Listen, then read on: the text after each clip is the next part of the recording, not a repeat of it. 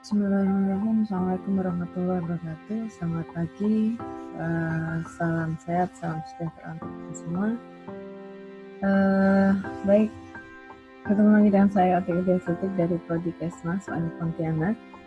Pada kesempatan kali ini mata kuliah SIK, saya akan menjelaskan tentang memperkas sedikit tentang surveillance kesehatan masyarakat. Baik, kita ingin tahu dulu apa yang namanya surveillance. Kalau dari melihat dari gambar-gambar yang ada di sini, ini semacam penyelidikan. Ketika kita melihat harus ada CCTV untuk kita bisa melihat fakta, kemudian kita bisa melihat orang memotret satu scene ataupun semua peristiwa yang harus di-capture dan semua gambar yang mengarah atau mengacu kepada bagaimana kita bisa membuktikan suatu hal, kebenaran ataupun fakta di lapangan. Ketika kita mengaitkan dengan masalah yang dipantau oleh surveillance pada kesehatan masyarakat, kita bisa melihat dari gambar di sini ada berbagai macam hal yang kita bisa lakukan dalam surveillance ini. Ketika kita melihat fakta yang di lapangan, misalkan banyak gejala-gejala masalah kesehatan seperti difteri, kemudian campak, kemudian masalah tentang lingkungan, perilaku, dan lain sebagainya. Ini masalah-masalah yang bisa dipantau oleh surveillance. Definisi surveillance sendiri, surveillance is the ongoing and systematic collection, analysis, and interpretation of outcome-specific data for use in the planning, implementation, and evaluation of public health practice. Ini menurut Decker tahun 2000. Keywordnya adalah ongoing, sedang berjalan, kemudian secara sistematis, kemudian collection, analysis, and interpretation. Ini yang akan Anda lakukan juga pada suatu penelitian ketika Anda harus mengumpulkan data, kemudian menganalisis data, dan menginterpretasi atau menerjemahkan hasil dari analisis data Anda. Outcome specific data, kemudian use in the planning, digunakan pada perencanaan spesifik data yang sudah Anda jadikan sebagai hasil tadi. Kemudian Anda diimplementasikan, yang kemudian ada satu evaluasi dari implementasi tersebut. Kemudian disitulah ada satu kegiatan kesehatan masyarakat. Nah, definisi epidemiologi sendiri adalah ilmu yang mempelajari, menganalisis, serta berusaha memecahkan berbagai masalah kesehatan pada suatu kelompok populasi tertentu. Ini epidemiologi. Jadi kalau kita gabungkan, surveillance epidemiologi adalah kegiatan yang dilakukan secara sistematis dan terus-menerus terhadap penyakit dan masalah-masalah kesehatan serta kondisi yang memperbesar risikonya melalui proses pengumpulan data, pengolahan, dan penyebaran informasi epidemiologi kepada penyelenggara program kesehatan agar dapat melakukan tindakan penanggulangan secara efektif dan efisien. Oke. Ini adalah prinsip dalam satu kegiatan surveillance, di mana kita bisa melihat bahwa di sebelah sisi kiri kita ada healthcare system, kemudian public health authority. Dalam healthcare system dibutuhkan data untuk kemudian kita bisa memberikan suatu pelaporan sebagai satu informasi kepada pemilik kebijakan public health.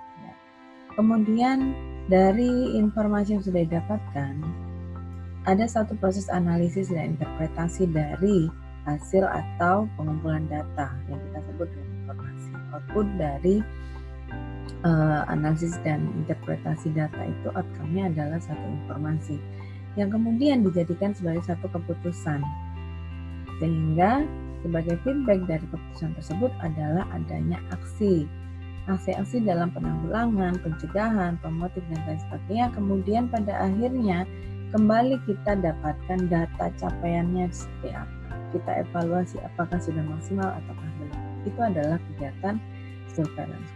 Konsep dasarnya, prinsipnya adalah seperti ini. Nah, alur penyampaian informasi dan umpan balik ini kita bisa melihat dari pemerintahan pusat suatu negara ini akan selalu berkesinambungan dengan data-data yang akan dipublish ataupun dibutuhkan oleh WHO. WHO ini adalah satu organisasi dunia yang menangani tentang masalah kesehatan, yang juga selalu mengupdate bagaimana masalah-masalah kesehatan di seluruh penjuru negara di seluruh penjuru dunia ini terjadi. Salah satu contohnya adalah masalah COVID-19 yang saat ini menjadi pandemi di seluruh belahan dunia. Kemudian informasi ini kita arahkan ke bawah, jadi mulai dari pemerintahan pusat, kemudian provinsi, kemudian ke kabupaten, sampai pada yang paling dekat dengan masyarakat sentuhannya, yaitu puskesmas dan rumah sakit. Yang kemudian data-data ini sehingga kita bisa melihat arah panah ini yang tebal ini adalah umpan balik ya, dan ini adalah pelaporan. Dan ini secara berkesinambungan secara terus-menerus ini harus terjadi karena data yang diinformasikan ke pusat yang kemudian dipublikasikan kepada masyarakat harus sesuai dengan yang ada di bawah ini. Oke. Nah, ini adalah ruang lingkup surveillance epidemiologi. Ternyata tidak hanya penyakit yang menular saja seperti halnya COVID-19 misalnya yang saat ini sedang terjadi, tapi keseluruhan masalah kesehatan itu kita bisa melakukan surveillance epidemiologi. Jadi misalnya di sini ada berbagai kelompok penyakit menular, penyakit tidak menular, kesehatan lingkungan, perilaku kesehatan bahkan, kemudian masalah kesehatan itu sendiri, kemudian kesehatan matra, kesehatan kerja, dan kecelakaan kerja. Saya juga memberikan materi PPT juga yang menyajikan materi lebih lengkap dari yang saya presentasikan di sini. Jadi harapannya selain Anda membaca dari materi yang saya sharekan, Anda bisa memperkaya juga dengan mencari contoh-contoh yang bisa membangun atau develop dari pemahaman masing-masing, pemahaman Anda semuanya. Jadi tidak hanya berpaku pada materi yang saya berikan di sini. Anda bisa mengenrich atau memperkaya dengan menggunakan berbagai macam referensi yang di luar sana. Ini adalah salah satu contoh ya yang masuk ke dalam surveillance kesehatan lingkungan dan perilaku. Misalnya sarana air bersih, tempat umum ya, sanitasi yang memang membuat masalah kesehatan, kemudian limbah bahkan, dan semua hal yang ada di sini ya. Kesehatan kerja, keselamatan kerja, dan rumah sakit dan sarana pelayanan kesehatan ya. Nah, ini surveillance masalah kesehatan sendiri. Ada SKPG, Sistem Kewaspadaan Pangan dan Gizi, kemudian KIA, Wispro ya, kemudian penyalahgunaan nafsa, ini Usila ini ya salah satu bagian dari yang ini usia lanjut ya. Jadi masalah-masalah yang ada pada masyarakat yang lanjut usia. Kemudian penggunaan farmasi, alkes, kemudian kualitas makanan dan bahan makanan. Surveillance kesehatan matra. Kesehatan matra ini maksudnya adalah pengertiannya itu gini. Jadi ada satu masalah-masalah kesehatan yang dalam hal ini membutuhkan satu proses adaptasi dan perubahan-perubahan yang terjadi pada saat individu atau perorangan tersebut mengalami suatu kondisi yang berbeda dari sebelumnya. Jadi misalnya kesehatan haji. Kenapa kesehatan haji? Karena dia ini masalah-masalah yang dialami biasanya menyesuaikan atau karena kondisi yang baru. Ya. Sama halnya ketika kita melihat di kesehatan pelabuhan dan lintas batas perbatasan. Kesehatan pelabuhan bisa jadi yang difokuskan adalah misalnya bagaimana masalah-masalah yang terjadi di bawah air misalnya, atau pada saat individu tersebut mempunyai masalah kesehatan pada saat berlayar dan lain sebagainya. Kemudian bencana, masalah sosial, ya, laut, udara, kemudian termasuk KLB, penyakit dan keracunan. Oke. Nah, di sini adalah komponen sistem surveillance. Komponen sistem surveillance ini diantaranya ada satu kegiatan pengumpulan data, kemudian kompilasi data, mengcompile semua data yang kita sudah kumpulkan untuk kita analisis dan kita interpretasi, sehingga dari hasil interpretasi tersebut akan bisa menjadi suatu informasi kesehatan. Nah, informasi kesehatan ini kemudian kita diseminasi. Diseminasi ini semacam kita ini mempublikasi, mengenalkan dengan informasi yang sudah kita temukan berupa laporan dan berupa mengharapkan umpan balik dari hasil informasi yang kita sudah publish tersebut ya.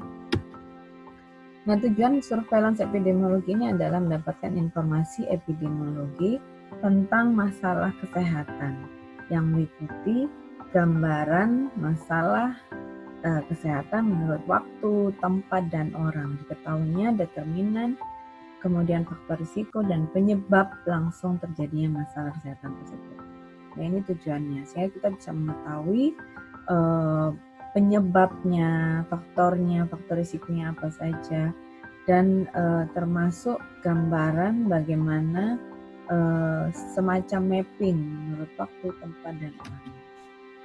Manajemen surveillance epidemiologi, kegiatan intinya itu adalah kegiatan surveillance. Komponen surveillance yang tadi kita sebutkan untuk bisa mendeteksi penyakit secara dini. Yang kemudian nomor 2 adalah tindakan, respons segera, epidemic type response, and respon terencana atau management type response. Ini kegiatan intinya. Kegiatan pendukungnya seperti apa? Setelah kita mengetahui, mendiagnosis melalui komponen surveillance dan tindakan, pada akhirnya kegiatan yang mendukung surveillance ini harus ada satu kegiatan yang menunjang sehingga implementasi dari surveillance ini bisa betul-betul maksimal ya, sehingga ada satu program intervensi dari hasil surveillance epidemiologi. Contohnya adalah pelatihan-pelatihan, supervisi, penyediaan, dan manajemen sumber daya. Karena manajemen sumber daya ini sangat penting sekali karena ternyata bagian-bagian dari kendala terjadinya surveillance epidemiologi juga masalah manajemen sumber daya, terutama human resources. Manfaat surveillance epidemiologi cukup banyak ya, beberapa diantaranya adalah memperkirakan kuantitas jumlah masalahnya, seberapa banyak misalnya yang saat ini pandemi, berapa banyak yang sudah terdampak oleh COVID, baik itu yang terkonfirmasi positif, baik yang itu kemudian menjadi PDP ataupun ODP, akan OTG dan seterusnya. Menggambarkan riwayat alamiah penyakit, kemudian mendeteksi wabah, ya, menggambarkan distribusi masalah kesehatannya, memfasilitasi penelitian, kemudian membuktikan hipotesis, menilai kegiatan pencegahan dan penanggulangan, sampai pada bagaimana merencanakan kegiatan. Nah, termasuk di sini ketika kita melihat COVID yang memonitor upaya isolasi, ini manfaat dari surveillance epidemiologi. Nah, ini adalah salah satu contoh yang saya ambil dari detik.com yang kita bisa melihat ini per tanggal kemarin 22 April kita bisa melihat bahwa ini adalah salah satu hasil dari kegiatan surveillance. Ya, ini adalah salah satu hasil dari kegiatan surveillance. Kita bisa melihat grafik kenaikan dari corona COVID-19 di Republik Indonesia ini. Kita bisa melihat di sini ada total kasus yang merah, yang biru ini kasus aktifnya, kemudian yang sembuh berapa, yang meninggal berapa. Ini dalam bentuk grafik. Nah, dalam pengidentifikasian suatu masalah dari hasil surveillance itu bentuknya bisa berbagai macam. Di antaranya adalah mapping seperti ini. Ya, seperti ini. Ini adalah surveillance epidemiologi untuk mapping distribusi sebaran positif COVID-19. Sebenarnya kurang lebih sama, hanya saja ini lebih mengarah kepada spasialnya. bagaimana kita bisa melihat di mana saja secara mudah ya. Dengan begini kita bisa melihat mapnya ini sangat mudah sekali untuk bisa mana wilayah yang paling banyak dengan memberikan kode atau simbol-simbol tertentu di sini. Oke. Di dalam materi juga yang saya sharekan, yang secara lengkap itu ada beberapa contoh juga yang tidak hanya dalam bentuk yang saya contohkan dua tadi, grafik dan mapping ya, secara spasial, tapi Anda juga bisa melihat bahwa ternyata kita bisa menyajikan hasil data, hasil informasi dari kegiatan surveillance itu bisa dalam bentuk misalnya grafik tren, misalnya dari hari ke hari atau dari minggu ke minggu kita bisa melihat kurvanya seperti apa, kenaikan kurvanya seperti apa, dan seterusnya seperti itu ya, dalam bentuk diagram dan seterusnya. Nah, ini masalah potensial pada surveillance epidemiologi yang kemungkinan besar terjadi itu ini semua.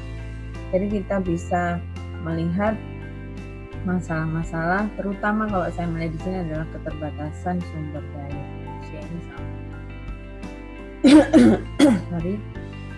keterbatasan sumber daya ini terjadi banyak sekali karena memang sumber daya ini membutuhkan orang yang ahli, dan kita memang dalam hal ini masih banyak kebutuhan ahli di dalam bidang masing-masing ya, tergantung dari surveillance apa yang kita butuhkan, apa yang kita lakukan.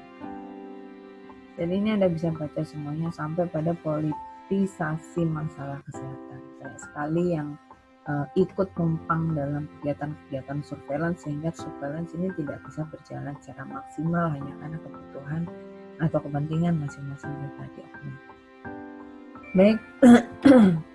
Ini adalah indikator kinerja surveillance, keputusan Menteri Kesehatan. Ya, di sini ada beberapa hal yang bisa Anda baca secara mandiri. Ya.